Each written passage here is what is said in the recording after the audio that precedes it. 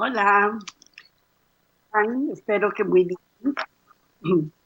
Nosotros aquí siempre fuertes, valientes, en medio de la tempestad, en medio de la lluvia, en medio de todo, siempre estamos aquí presentes para llevarles a ustedes todo este mensaje relacionado con el Señor Jesús, que lo aprendamos a querer cada día más, a amar y que cada día que pase, aprendamos muchísimo más de Él y esta es la intención de nuestros corazones. Pues hoy les llevamos un capítulo nuevo que se llama ¿No es este el hijo del carpintero?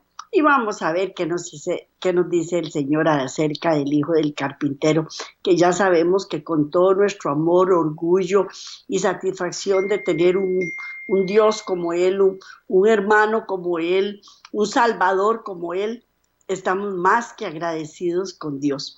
Así es que hoy vamos a ver ese otro capítulo, pero no sin antes elevar una plegaria al Señor, en donde quiera que usted esté, incline su rostro y ore conmigo.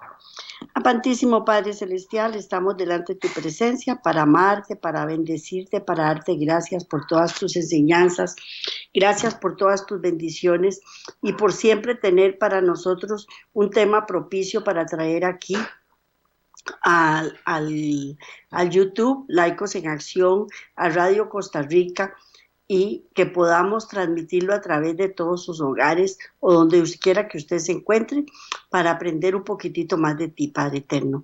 Infinitas gracias, Padre Eterno, te las damos en el nombre de Cristo Jesús. Amén. Cristo Jesús, amén.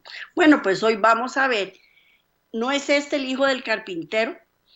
Dice, una sombra cruzó los agradables días del ministerio de Cristo en Galilea. La gente de Nazaret le rechazó. ¿No es este el hijo del carpintero? Decía, porque para ellos un rey que venga en semejante pobreza y miseria no lo iban a aceptar jamás. Y era el hijo de un carpintero, un simple carpintero. Y sin embargo, él ha sido el maestro de maestros, ha sido el rey, será el proclamado rey de reyes, es rey de reyes, y él es todo para nosotros. Pero eso empañó, ese rechazo empañó la estadía de Jesucristo en el mundo. Durante su niñez y juventud, Jesús había adorado entre sus hermanos en la sinagoga de Nazaret.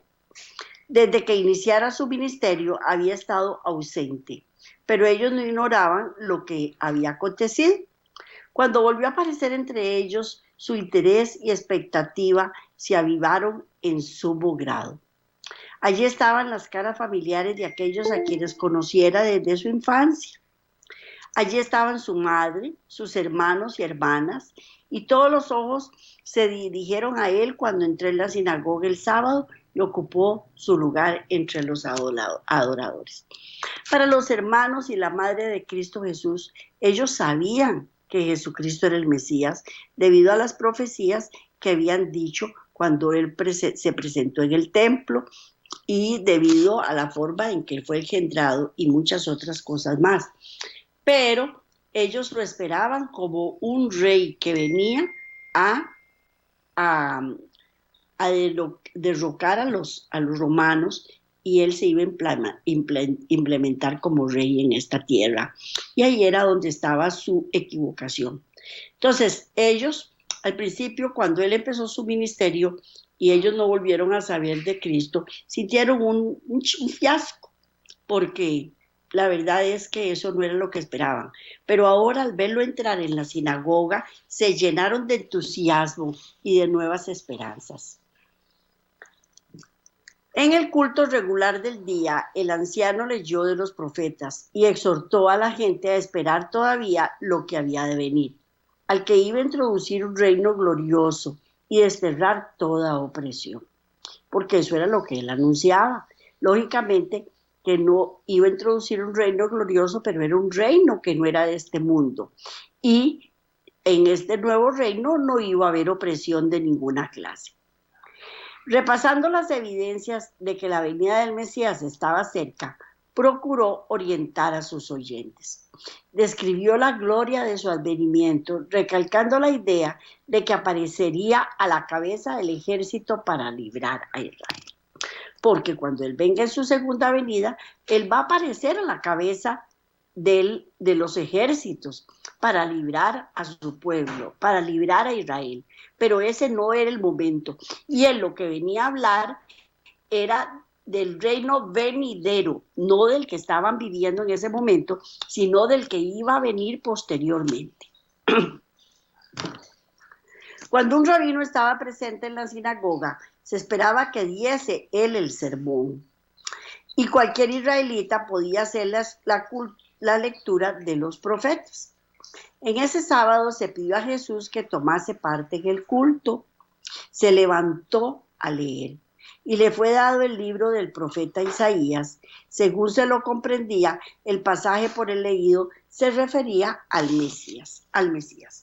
Y todos estaban a la expectativa de ver cómo iba a leer Jesucristo todo con respecto al Mesías que estaba en el libro de Isaías. Y él empezó: el Espíritu del Señor es sobre mí, por cuanto me ha ungido para dar buenas nuevas a los pobres. Me ha enviado para sanar a los quebrantados de corazón, para pregonar a los cautivos de libertad y a los ciegos vista, para poner en libertad a los quebrantados, para predicar el año agradable al Señor. Agradable del Señor, perdón. Todo esto era lo que ellos esperaban, lógicamente, pero era de otra forma que Cristo lo iba a hacer. Vino a darle buenas nuevas a los pobres, sanó a los quebrantados mientras estuvo en la tierra, pregonó a los cautivos libertad, pero la libertad no, es que la libertad nosotros la entendemos como libertad de una persona que esté en la cárcel. Y no, el liberarme yo de mí misma, de mi pecado, de mi maledicencia. Eso es lo que él estaba predicando. Y esa era la libertad, a la que él se refería. Devolvió la vista a los ciegos. Además, nos abrió los ojos para que nosotros entendiéramos cuál era su propósito. Y eso es también devolverle vista a los ciegos. Nos puso en libertad a los que estábamos quebrantados para predicar el año agradable del Señor. Y enrollando el libro lo dio al ministro, y los ojos de todos en la sinagoga estaban fijos en él. Y todos le daban testimonio y estaban maravillados de las palabras de gracia que salían de su boca. Imagínense nada más que hicieran no sé cuántos años se habían escrito estas profecías, y ahora él venía a leerlas y era sobre él mismo que estaban escritas esas profecías. Con qué gozo, con qué entusiasmo él iba a leer esta profecía. Y todo el mundo se sorprendía y quedaba maravillado de ver cómo él la expresaba. Jesús estaba delante de la gente como un exponente vivo de las profecías concernientes a él mismo. Explicando las palabras que había leído, habló del Mesías como del que había de aliviar a los oprimidos, libertar a los cautivos, sanar a los afligidos, devolverle la vista a los ciegos y revelar al mundo la luz de la verdad. Su actitud impresionante y el maravilloso significado de sus palabras conmovieron a los oyentes con un poder que nunca antes habían sentido. El flujo de la influencia divina quebrantó toda barrera. Como Moisés, contemplaban al invisible, mientras sus corazones estaban conmovidos por el Espíritu Santo y respondieron con fervientes amenes y alabaron al Señor. Nada más, como se los digo, imagínense lo que fue a oír a Cristo con sus propias palabras,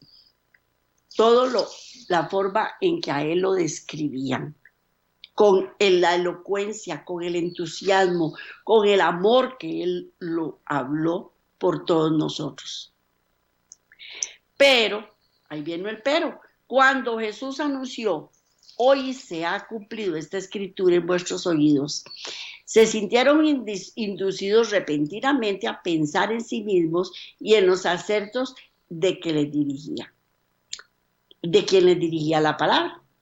Ellos, israelitas, hijos de Abraham, habían sido representados como estando en servidumbre. Eso no lo podían aceptar. ¿Cómo era posible si ellos eran los príncipes? Era el pueblo elegido de Dios. Ellos no podían aceptar que Cristo les dijera que estaban en servidumbre. Se les habló como si fueran presos que debían ser libertados del poder del mal, como si habitasen en tinieblas, necesitados de la luz de la verdad. Su orgullo se ofendió y sus recelos se despertaron. Las palabras de Jesús indicaban que la obra que iban a hacer en su favor era completamente diferente de lo que ellos deseaban. Eso no era lo que ellos deseaban. Eso no era lo que Cristo tenía que venir a decirles. ¿Se ofendieron? Claro que se ofendieron. Porque imagínense que ellos se creían que eran los mejores, los más buenos, los más nobles, los más sinceros. Y ahora les dice que están encarcelados en el poder del mal, que están en tinieblas y que necesitan la luz de la verdad. Jamás eso no lo podían aceptar. Tal vez iba a investigar sus acciones con demasiado detenimiento. A pesar de su meticulosidad en las ceremonias externas, rehuían la inspección de aquellos ojos claros y escrutadores. Ellos no podían ver. Imagínense nada más lo que es tener a Cristo parado delante de uno y que se quede viéndolo con una mirada penetrante, que uno siente que le está recorriendo lo más profundo del cerebro. Ellos no podían soportar eso. ¿Por qué? Porque cuando hay luz, las tinieblas no perseveran. ¿Verdad que no? Y ellos estaban sin luz, porque él se los dijo, están ciegos, no ven. Y es cierto, no veían. Por eso es que hay que estudiar la palabra, para no estar ciegos. Entonces inmediatamente preguntaron, ¿quién es este Jesús? El que había rogado la gloria del Mesías era el hijo de un carpintero, y había trabajado en su oficio con su padre José. Le habían visto subiendo y bajando trabajosamente por las colinas, conocían a sus hermanos y hermanas, su vida y sus ocupaciones. Le habían visto convertirse de niño en adolescente y de adolescente en hombre. Aunque su vida había sido intachable, no querían creer que él era el prometido. No lo podían aceptar. No lo podían aceptar. Era demasiado para ellos. Fue demasiado. y no lo aceptaron. Qué contraste entre su enseñanza del nuevo reino y lo que habían oído decir a su anciano rabino. Nada había dicho Jesús acerca de librarlos de los romanos, nada. Él en ningún momento les prometió que iba a librarlos de los romanos. En ningún momento se los prometió. Habían oído hablar de sus milagros y esperaban que su poder se ejerciese en beneficio de ellos, pero no habían visto indicación de semejante propósito. Ellos nada más estaban esperando a ver en qué momento todo se volteaba a favor de ellos, para decir, sí, sí es. Pero como eso no ocurrió, no lo podían aceptar, no lo podían aceptar. ¿Y qué fue lo que hicieron? Al no aceptarlo, abrieron la puerta a la duda y por haberse enternecido momentáneamente. Sus corazones se fueron endureciendo tanto más. Cuando uno le da campo a la duda, los corazones se nos endurecen. Porque eso es la forma en que hace Satanás, trabaja Satanás para que nosotros no le creamos. Y al no creerle a Cristo, al entrar en duda, entonces nuestro corazón se endurece. Y Satanás había decidido que los ciegos no fuesen abiertos ese día, ni libertase tampoco las almas arrojadas en la esclavitud. Él no le convenía que Cristo hiciera eso. Y con intensa alegría obró para aferrarlos a ellos a la incredulidad. No tuvieron en cuenta la señal ya dada, para nada, la desecharon. Y cuando fueron conmovidos por la convicción de que era su Redentor, quien se dirigía a ellos. Todo, absolutamente todo lo rechazaron. Y al rechazarlo, endurecieron su corazón.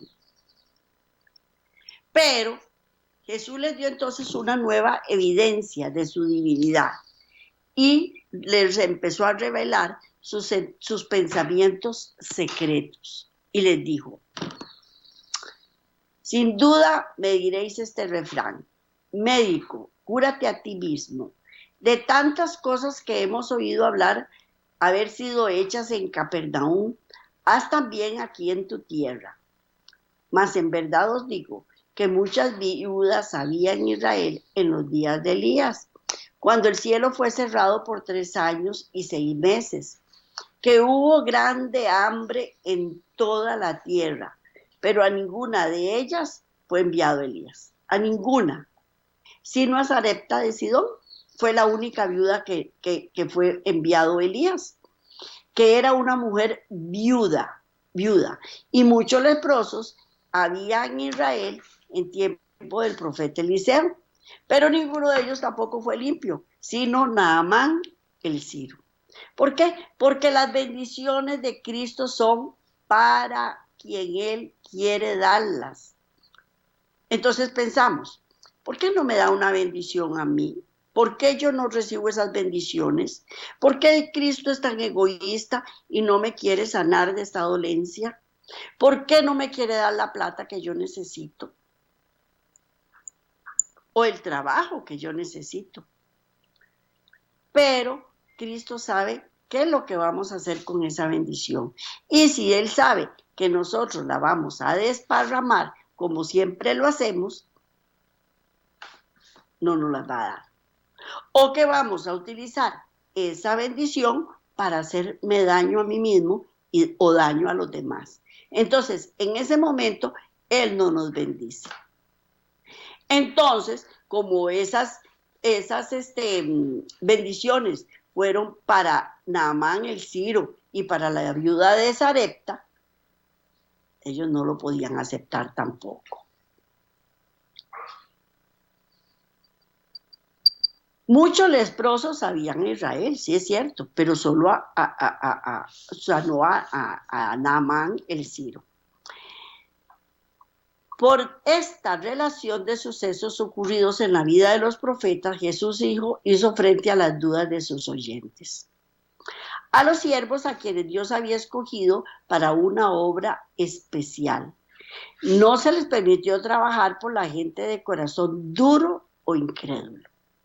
Y Dios conoce los corazones de las personas y Él conoce el fin desde el principio. Y Él sabe cuándo uno va a volver su corazón a Cristo y cuándo no. Y cuándo no. Entonces, ¿para qué perder el tiempo si hay tanto trabajo por delante? Pero los que tenían corazón para sentir fe y para creer, se vieron especialmente favorecidos por las evidencias de su poder mediante los profetas. En los días de Elías, Israel se había apartado de Dios, se aferraba a sus pecados y rechazaba las amonestaciones del Espíritu enviadas por medio de los mensajeros del Señor. Y así se habían apartado del conducto por medio del cual podía recibir la bendición de Dios. Si uno se aferra a los pecados y uno no quiere aceptar las correcciones que Dios le da,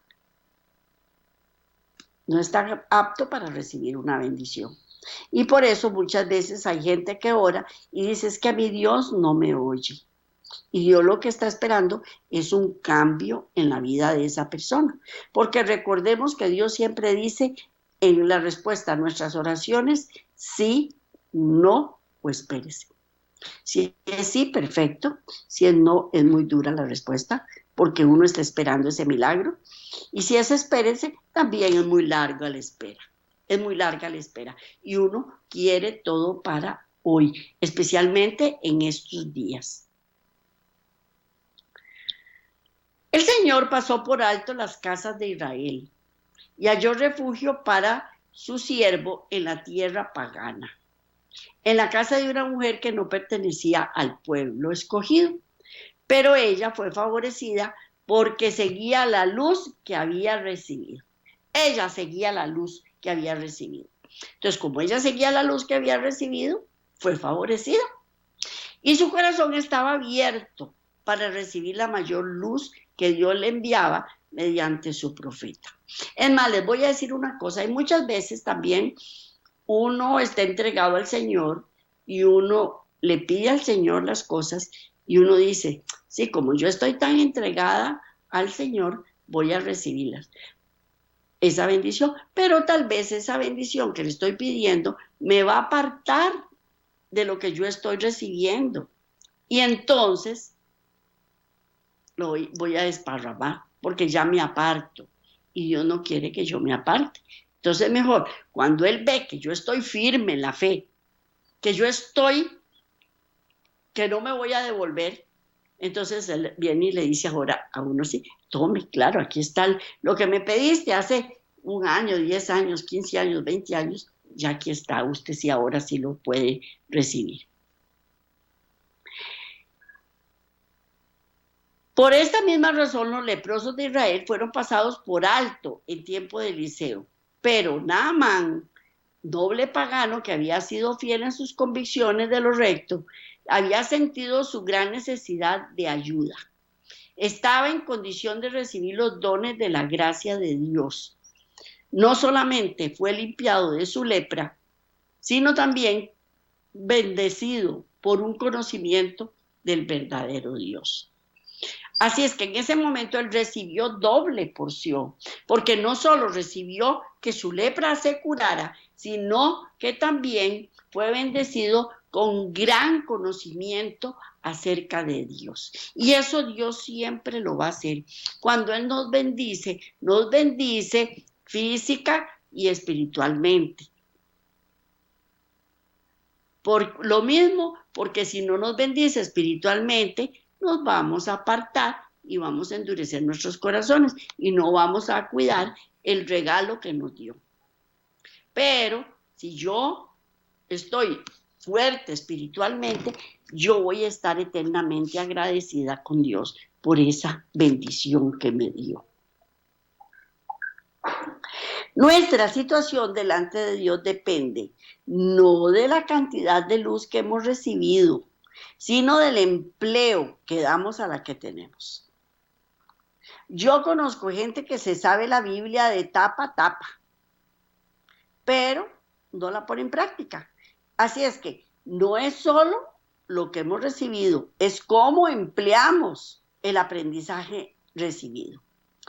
Y así, aún los paganos que eligen lo recto en la medida en lo que se puede distinguir, están en una condición más favorable que aquellos que tienen la gran luz y profesan servir a Dios. No debemos compararnos con esas personas que tal vez uno las ve que andan, pero en el pobre, veritico mundo andan. Y uno dice, ay, qué tirada con esa persona que tanto que se ha orado por ella y no lo logra, no lo logra. Pero al rato y esa persona está en una condición más favorable que la que yo estoy. Entonces mejor no nos la creemos, ¿verdad? Si despreciamos la luz y por su vida diaria contradecimos su profesión de la fe. Estamos mal si hacemos esto. Si despreciamos la luz y contradecimos la fe. Hay gente también que usa la palabra de Dios para contienda y eso no está bien tampoco. Las palabras de Jesús a sus oyentes en la sinagoga llegaron a la raíz de su justicia propia, haciéndoles sentir la amarga verdad de que se habían apartado de Dios y habían perdido su derecho a ser su pueblo. Cada palabra cortaba como un cuchillo, mientras Jesús les presentaba su verdadera condición. Ahora despreciaban la fe que al principio les inspiraba y no querían admitir que aquel que había surgido de la pobreza y la humanidad y la humildad fuese otra cosa más que un hombre común. Eso no lo podían aceptar. Y todo lo que de Jesucristo estaba hablando en ese momento eran como puñaladas que ellos recibían por sus propias actitudes. Entonces, en lugar de doblegar su corazón, se enardecieron más.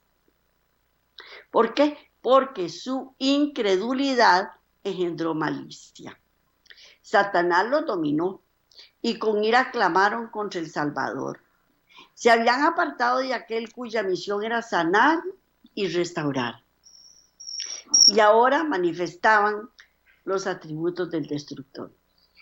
Porque si uno no está con Dios, está contra Él.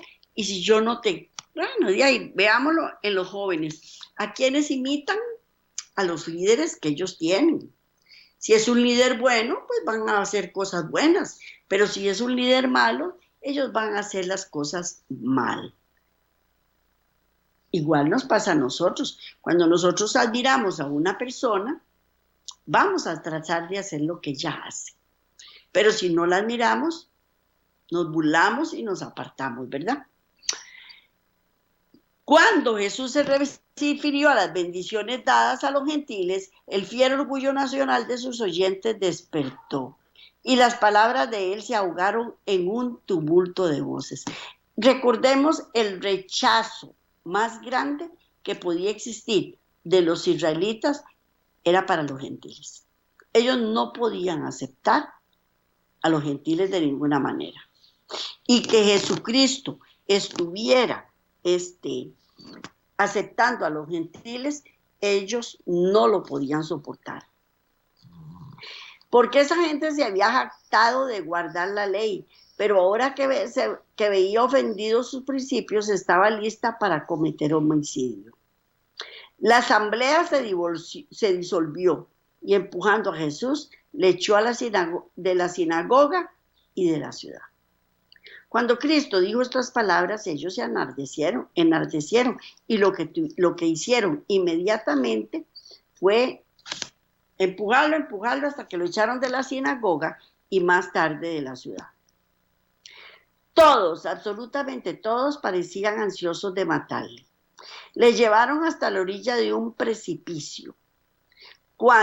con intención de despeñarle para que se fuera ahí rodando y no pudiera salir. En medio de gritos y maldiciones que llenaban el aire. Algunos le tiraban piedras, cuando repentinamente desapareció entre ellos. Los mensajeros celestiales que habían estado a su lado en la sinagoga estaban con él en medio de la muchedumbre enfurecida. Cuando él pronunció todas estas palabras y ellos vieron lo que Jesús estaba diciendo, se enardecieron y empezaron a empujarlo, y ya últimamente cuando estaba afuera empezaron a tratar de apedrearlo y hacerle un montón y gritarle un montón de groserías, porque la verdad es que era un montón de groserías. Pero de un momento a otro se les desapareció, ya no lo vieron más. Le resguardaron de sus enemigos y lo condujeron a un lugar santo. También los ángeles habían protegido a Lot y le habían conducido a salvo de en medio de Sodoma. Así protegieron también a Eliseo en la pequeña ciudad de la montaña, cuando las colinas circundantes estaban ocupadas por caballos y carros del rey de Siria y por la gran hueste de sus hombres armados. Eliseo contempló las laderas más cercanas cubiertas por los ejércitos de Dios, caballos y carros de fuego en derredor del siervo del Señor. Dios nos protege siempre.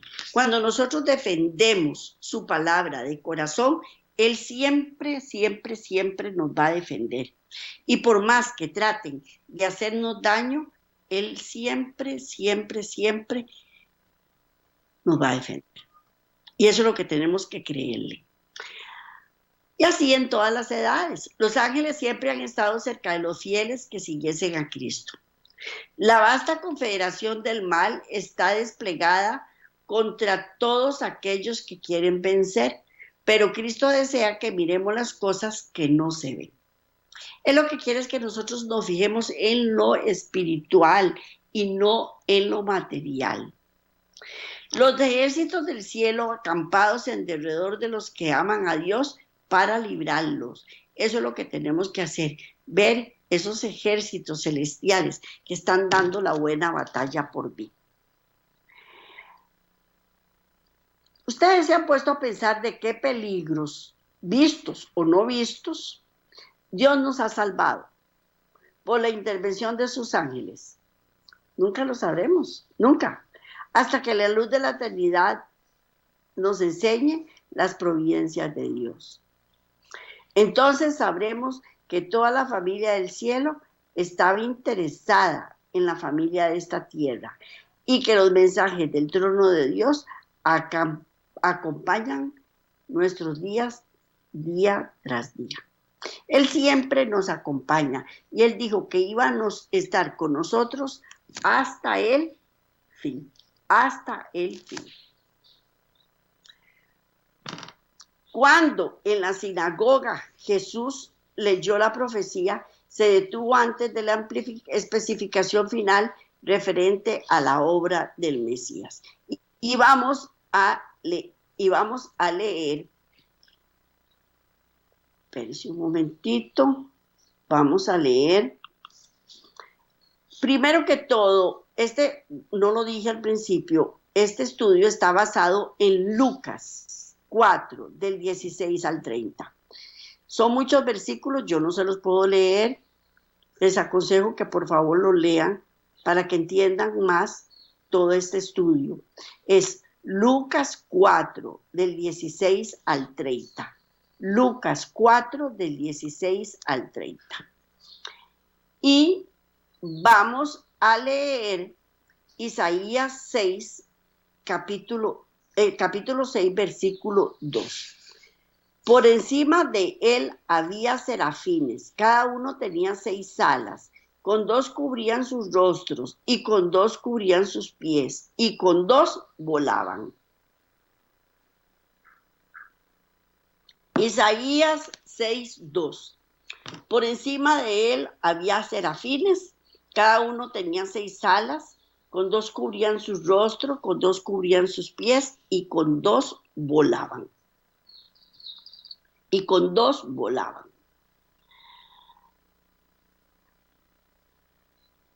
Cuando en la sinagoga Jesús leyó la profecía, se detuvo antes de la explicación final referente a la obra del Mesías.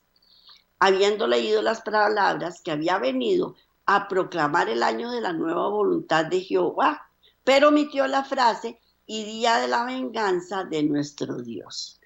Día de la venganza de nuestro Dios. Esta frase era tan cierta como la primera de la profecía, y con un silencio Jesús no negó la verdad.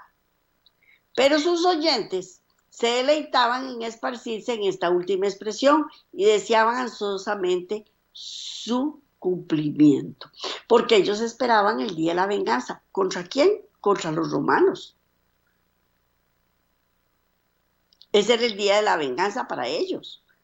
Pero Cristo no pronunció esa parte del versículo. Y ellos deseaban ansiosamente su cumplimiento. Pronunciaban juicios contra los paganos, no discerniendo que su propia culpa era mayor que la de los demás. Ellos mismos estaban en la más profunda necesidad de la misericordia, que estaban tan listos para negar a los paganos. Y ese día en la sinagoga, cuando Jesús se levantó entre ellos, tuvieron la oportunidad de aceptar el llamamiento del cielo.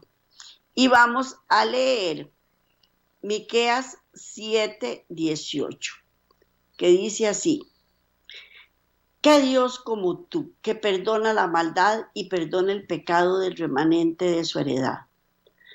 No retuvo para siempre su enojo, porque se deleita en misericordia. Repito, Miqueas 7:18. ¿Qué Dios como tú, que perdona la maldad y perdona el pecado del remanente de su heredad? No retuvo para siempre su enojo, porque se deleita en misericordia. Y aquel que es amador de misericordia anhelaba salvarlos de las ruinas que sus pecados atraían. Porque eso era el deseo de Cristo Jesús. Porque Cristo Jesús vino primero a predicar a los suyos, pero ellos le negaron. Entonces, ¿qué fue lo que hizo? Irse para los gentiles. Y eso tampoco ellos lo podían soportar. Pero él no los iba a abandonar sin llamarlos una vez más al arrepentimiento. Él persistió en que ellos se arrepintieran, pero llegó el momento en que ya no pudo hacer más.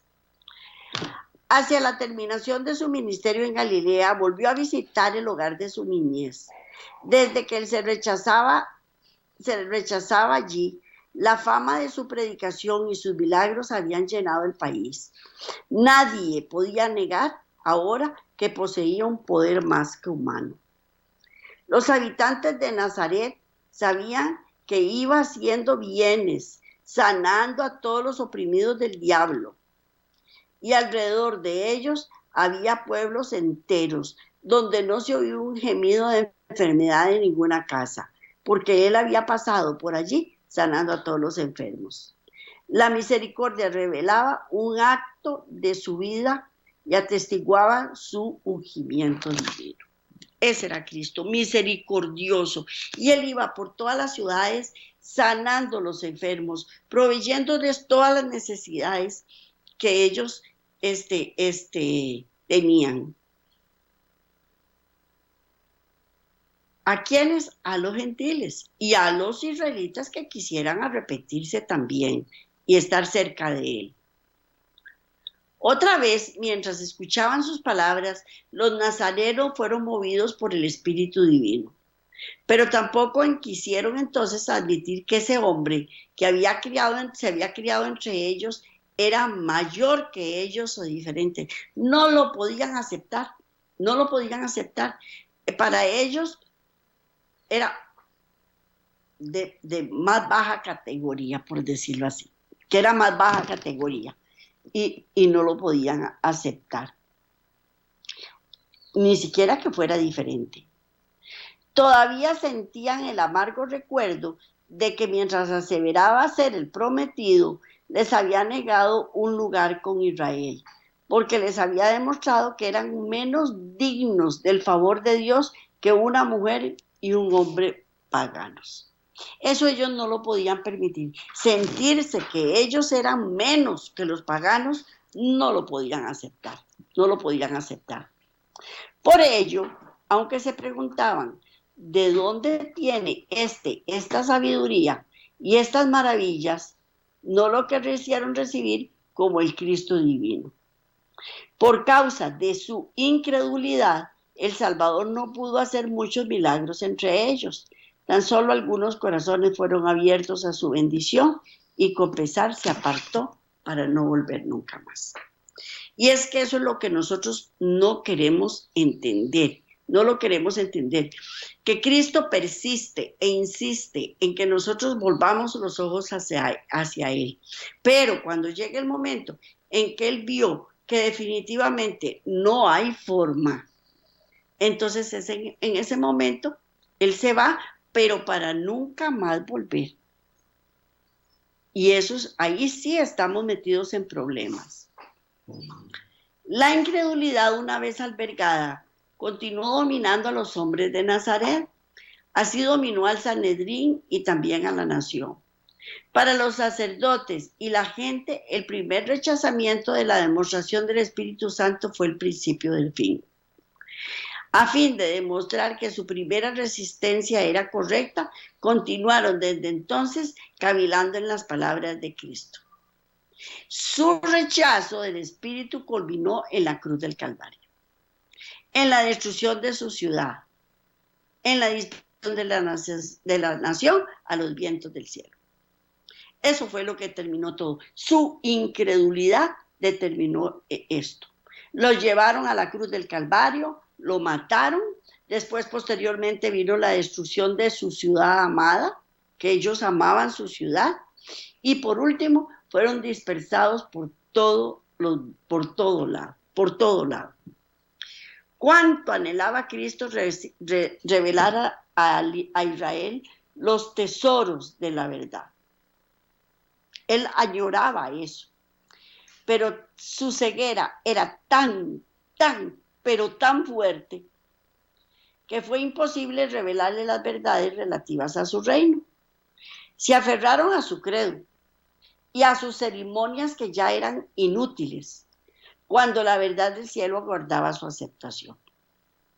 O sea, ellos se mantuvieron como muchos de ahora en las tradiciones.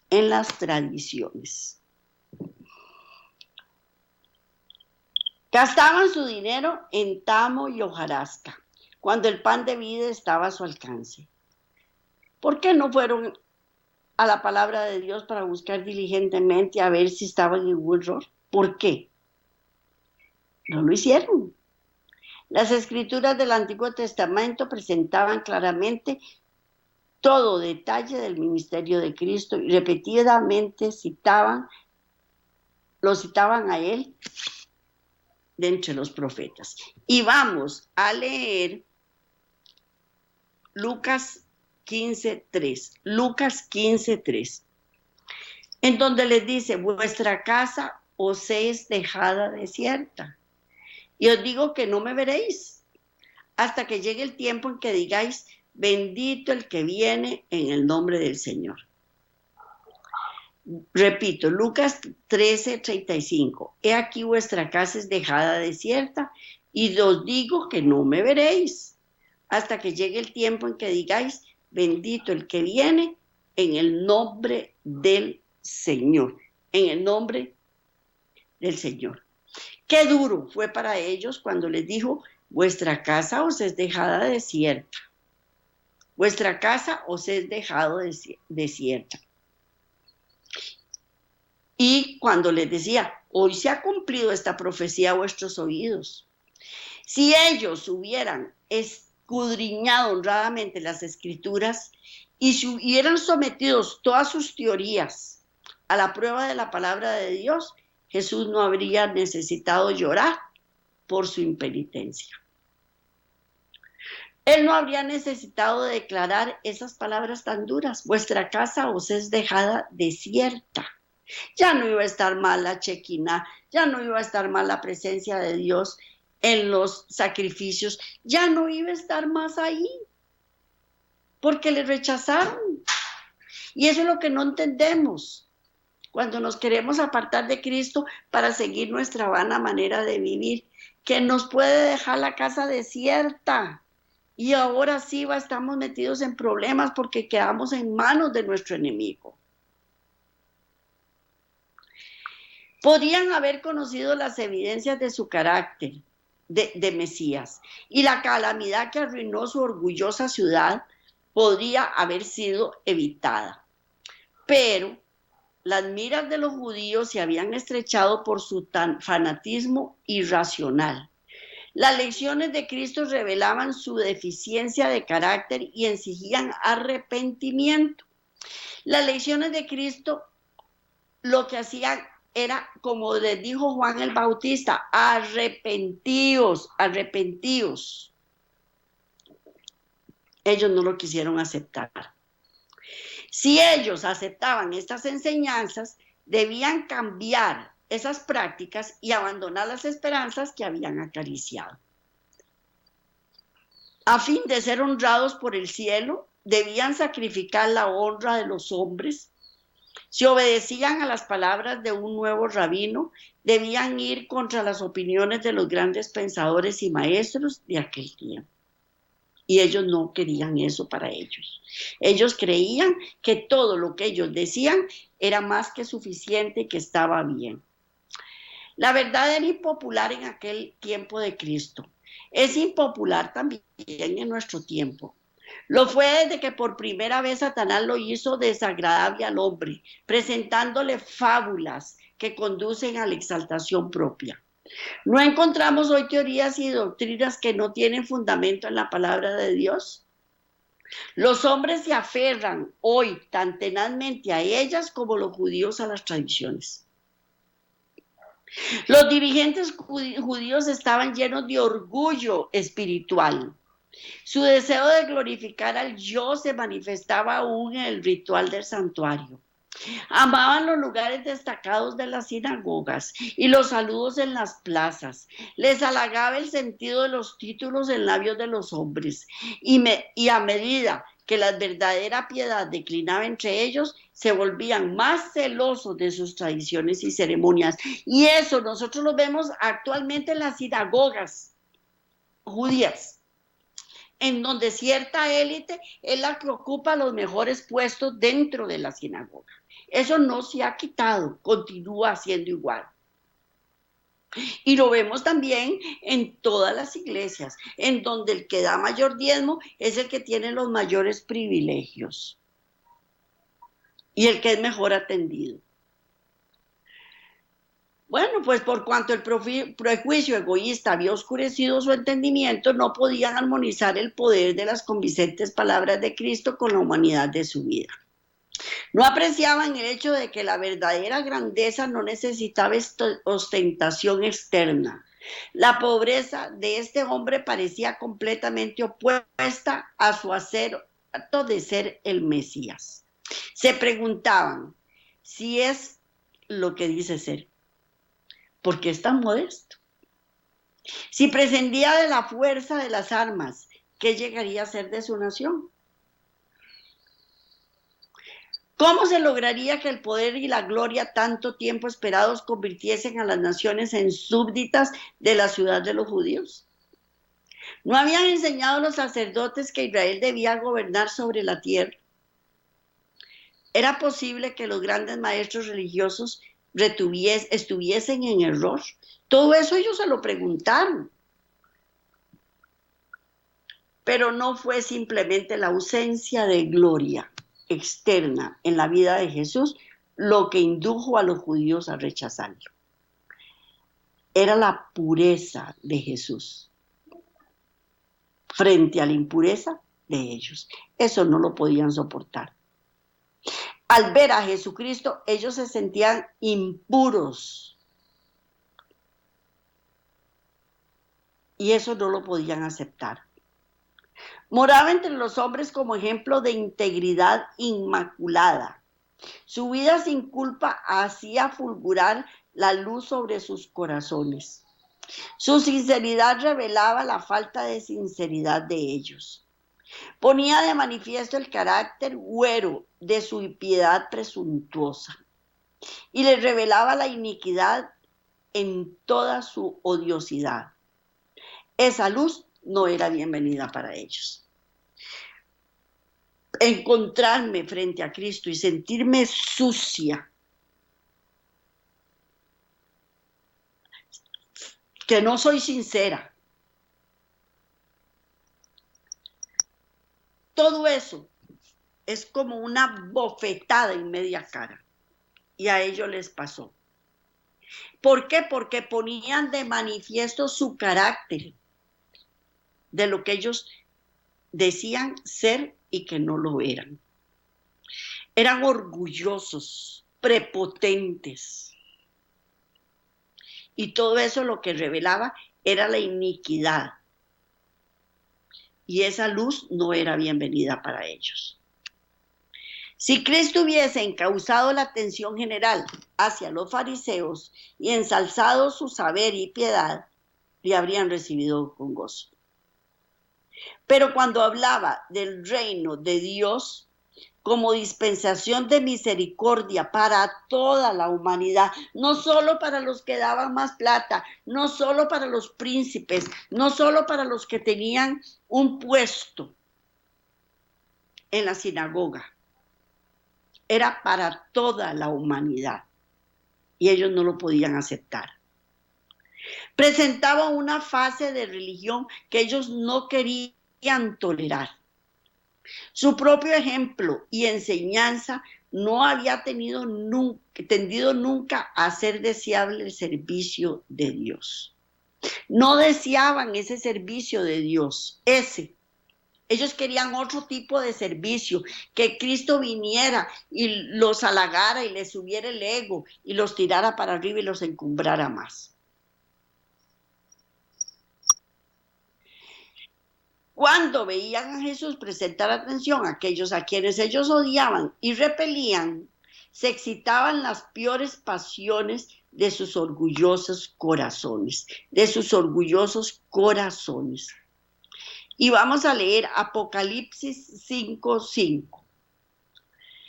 Y uno de los ancianos me dijo, no llores, he aquí que el león de la tribu de Jehová, de Judá, la raíz de David, ha vencido para abrir el mundo, para abrir el libro y desatar sus 7 sellos.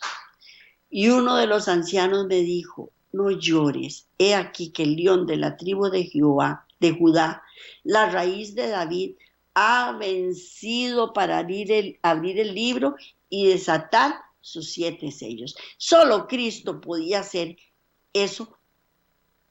Solo Cristo podía hacer eso. Con toda su jactancia de que bajo el león de la tribu de Judá, Israel sería exaltado a preeminencia sobre todas las naciones. Podrían haber soportado la defraudación de sus ambiciosas esperanzas, mejor que la reprensión de sus pecados de parte de Cristo y el oprobio que sentían en presencia de su pureza. Si ellos hubieran bajado su cerviz y hubieran aceptado, hubieran sido exaltados sobre todas las naciones. Pero ellos en ese momento lo que vieron era la reprensión de sus pecados. Y eso era lo que Cristo venía a hacer, reprenderlos por ese pecado que tenían, ese pecado que tenemos acariciado, ese pecado que nos hace dudar de Cristo y querer mantenernos haciendo lo que me da la gana. Entonces, no vamos a ser exaltados delante de Cristo. ¿Y para qué me vale a mí la gloria de este mundo si me pierdo? No me vale nada. Así es que entonces, ¿qué es lo que tenemos que hacer? Reconocer nuestros pecados. Reconocer que Cristo no viene a juzgarnos, Él lo que vino fue a que nosotros viéramos lo malo que estábamos haciendo. Él lo que quiere es que veamos lo malo que estamos haciendo, para luego limpiarnos. Y solo Él nos puede limpiar de pecado nada más. Nosotros por nosotros mismos no nos podemos limpiar. Pero, ¿qué es lo que pasa? No queremos dejar nuestra vana manera de vivir. Queremos seguir haciendo lo que me da la gana. Quiero que me exalcen, que me tiren para arriba, que me den un puesto preeminente, que sea lo mejor de lo mejor en esta tierra. Y ese no es el meollo del asunto. Es lo mejor de lo mejor delante de Cristo. Y este es el tema que les traía para hoy. Espero que lo hayan disfrutado y que redarguya bastante en nosotros. Nos vemos de hoy en 8 si Dios quiere y miles de bendiciones.